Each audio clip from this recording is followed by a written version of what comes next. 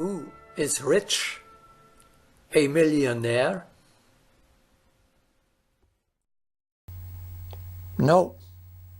Your eternal individuality neither needs nor desires material possessions, which it has to give up anyway upon its return home. The wealth of the immortal is of a spiritual nature. It consists of the accumulations of his eternal self, which are not lost at death, but preserved for the further infinite path. Good qualities, sensitivity, a wide consciousness, a large stock of psychic energy, higher skills, etc.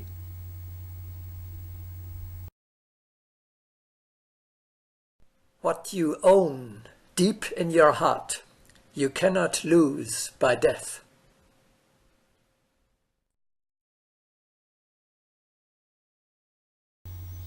This wealth is not external, but lies within. It is indissolubly attached to the soul. We call truly rich not a person whose surroundings are cramped with material objects, but the one whose nature is pure, wise, powerful, and inviolable, who acts in every situation in a dignified way, proudly, fearlessly, joyfully, and freely.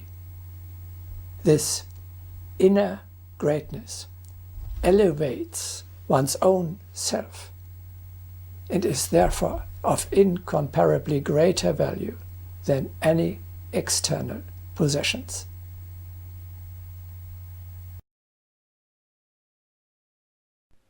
Only spiritual possessions are worthy of a yogi.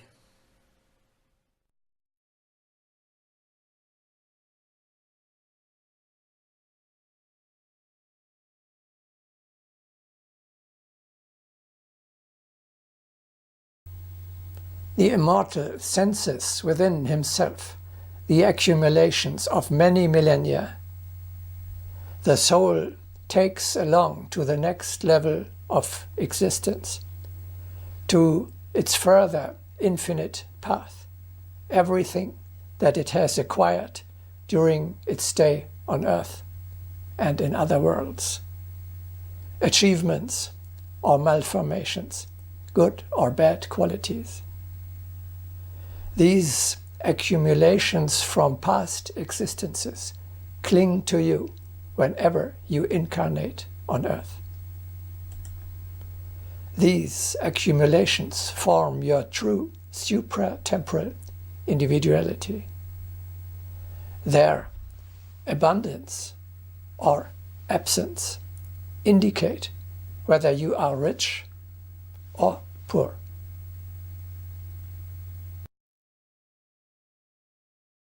Character is the result of eons of conscious, persistent, indefatigable effort by the individual ego through stone, plant, animal, and human life.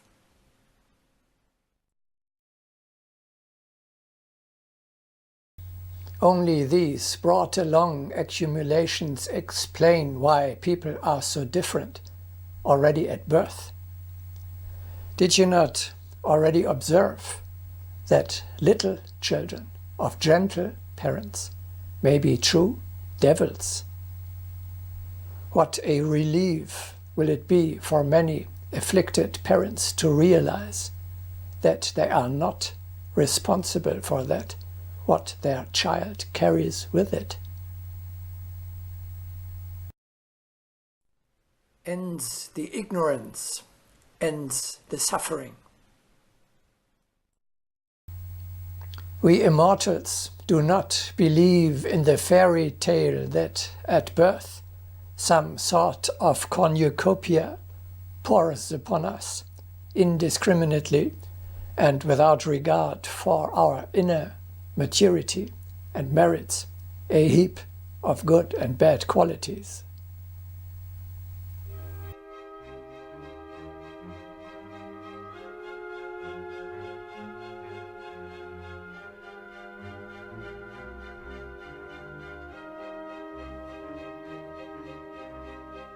Let us listen to a miracle, a sounding proof of reincarnation. Music from Mozart's First Symphony, which he composed at the age of 8. What a maturity, what a great spirit speaks from these notes. A real genius.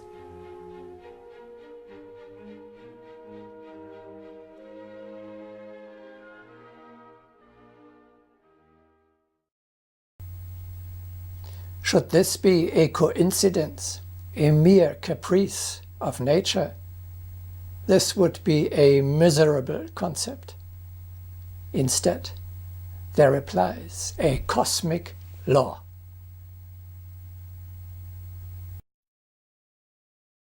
Everything that exists is the result of work and experience. That means he is greater who has worked harder in earlier existences.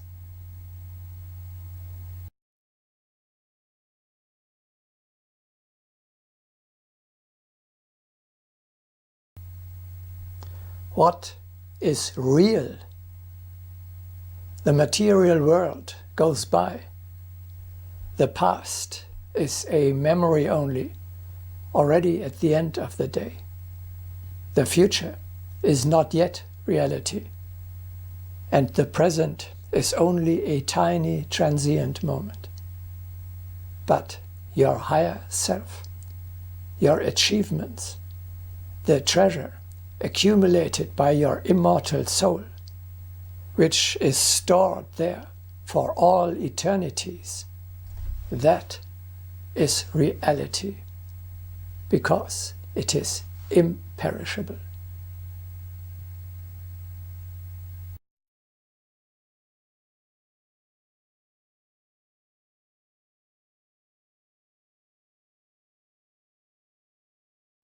The greatest treasure you can own is not money or material objects, but a sublime nature, which is reflected in a royal aura, perceptible to the outside. The bright radiance of a great spirit diffuses even the densest darkness and illuminates its entire environment. You do not have to occupy a throne. It is much more important that you become a king by your very nature. The new man does not differ from the old one externally, like the biped from the quadruped, but by his majestic emanations, by the magnet of his aura. A great soul like Mahatma Gandhi does not need an office in the government or in a political party, and no material means either. It moves the world solely by the power of its spirit.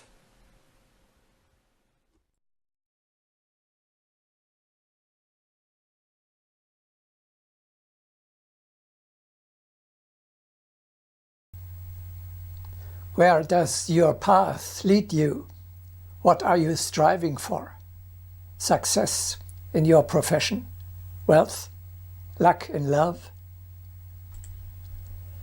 The path of the soul is completely different from the path of the mortal, who plans only for one single short earthly life.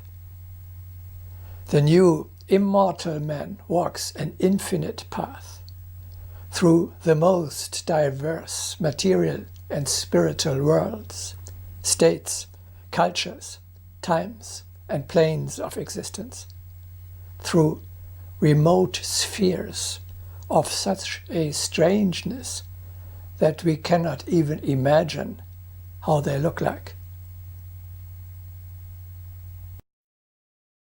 Your current stay on earth is only a tiny part of this eternal pilgrimage, which, before the existence and after the disintegration of this earth, takes place on other planets as well.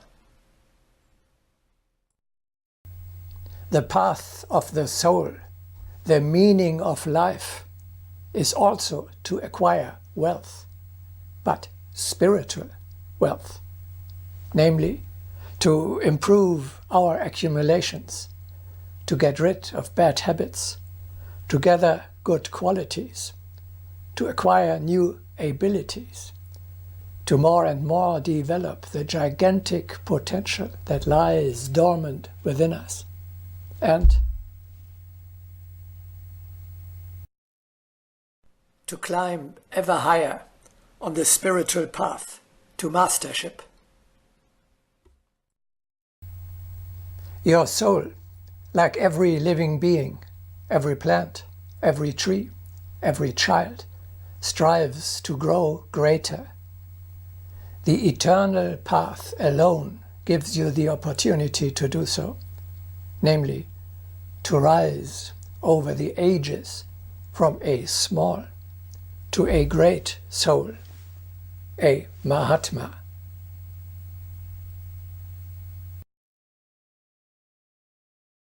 Where is your homeland? In Germany? In China? Or in New Zealand? No, do not look down to the material level. The homeland of your eternal individuality is the spiritual world of the soul. From there, anima came down in order to form your present perishable personality. There, anima will return after the death of the actual body. Up there, she is staying for a much longer time than down here on earth. On the material plane, you are a stranger, an alien, a being from another planet. You are dwelling here only temporarily. Your kingdom is not of this world.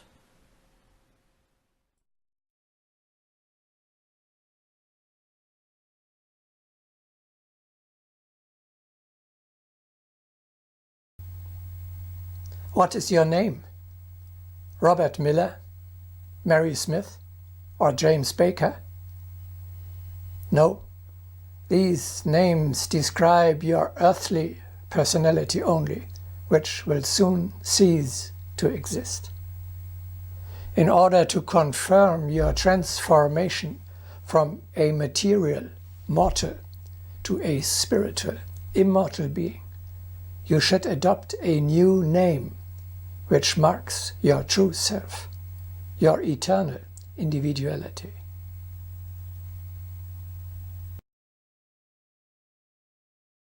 The name thou now bearest will die with thee, but thine own name, thy true name, is graven on the hands and in the heart of thy Father in heaven.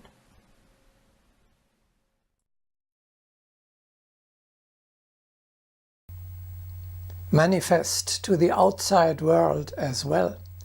You have freed yourself from the illusion of being the mortal creature which is defined by your old bourgeois name. A name is essential to characterize a living being. We can hardly imagine any creature without a name. That applies to your eternal self as well. To adopt a new eternal identity is like a second birth. This occasion has been celebrated by the spiritual communities of all times with the award of a new, for example, a religious name. Make what we are talking about a reality. Create for yourself a new identity card. Carry it with you all the time, so that it always reminds you of your new identity, your eternal individuality.